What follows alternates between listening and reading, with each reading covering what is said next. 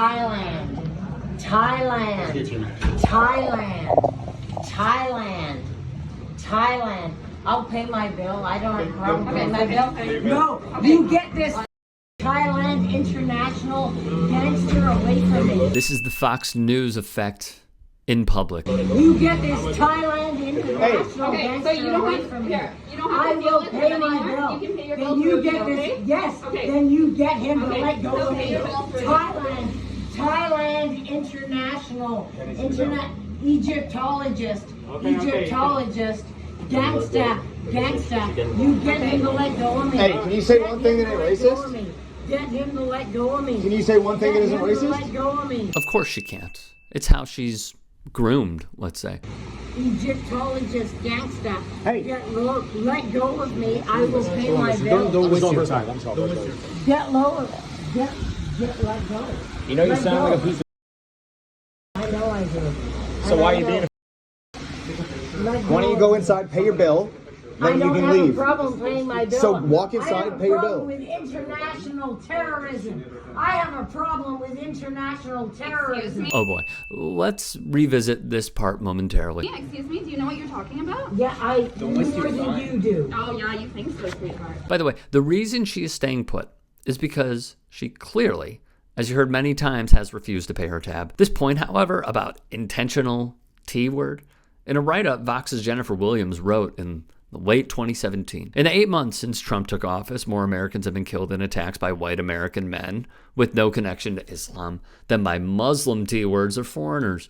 She then lists just a handful of attacks that occurred that same year. The Las Vegas massacre at a country music festival that killed more than 50 people. In Charlottesville, Heather Heyer lost her life at the hands of a white nationalist. At an early morning baseball practice, members of Congress were shot. Another white supremacist stabbed an elderly black man to death in New York. A 35-year-old white man harassed, then killed Muslim teens on a train. In El Paso, Texas, a Trump supporter took the lives of 20 people. Many outlets reported the shooter's words in his manifesto echoed those of the 45th president. Yet, this woman rants about the complete opposite.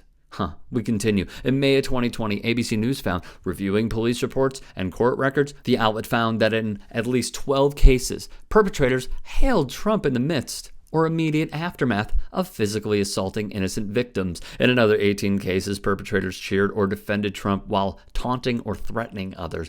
And in another 10 cases, Trump and his rhetoric were cited in court to explain a defendant's violent or threatening behavior. 13 cases identified by ABC News involve violent or threatening acts perpetrated in defiance of Trump, with many of them targeting Trump's allies in Congress. But the vast majority of the cases, 41 of the 54, reflect something echoing presidential rhetoric, not protesting it. ABC News could not find a single criminal case filed in federal or state court where an act of violence or threat was made in the name of President Barack Obama or President George W. Bush. The 54 cases identified by ABC News are remarkable in that a link to the president is captured in court documents and police statements under the penalty of perjury or contempt. These links are not speculative, they are documented in official records, and in the majority of cases identified by ABC News, it was perpetrators themselves who invoked the president in connection with their case, not anyone else. Over the past 4 years, numerous perpetrators of threats and violence have directly invoked the president and his rhetoric,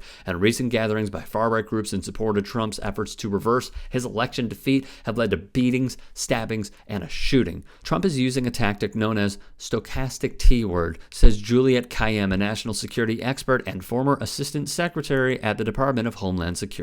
It's a method of political incitement that provokes random acts of extremist violence in which the instigator uses rhetoric ambiguous enough to give himself and his allies plausible deniability for any resulting bloodshed. She says Trump's behavior should be called out for what it is. He is promoting T-word. It really matters that the president of the U.S. is an arsonist of radicalization, said Corey Sheikh, who served in leadership posts at the National Security Council and State Department under George W. Bush.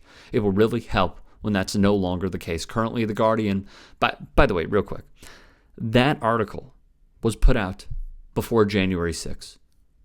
They warned us, and nothing was done. Currently, The Guardian reported of this extremism Researchers at the Public Religion Research Institute, a nonprofit, found that 30% of Republicans agreed with the statement, because things have gotten so far off track, true American patriots may have to resort to violence in order to save our country. Among Americans who believe the 2020 election was stolen from Donald Trump, which it absolutely was not, 39% believe violence may be required.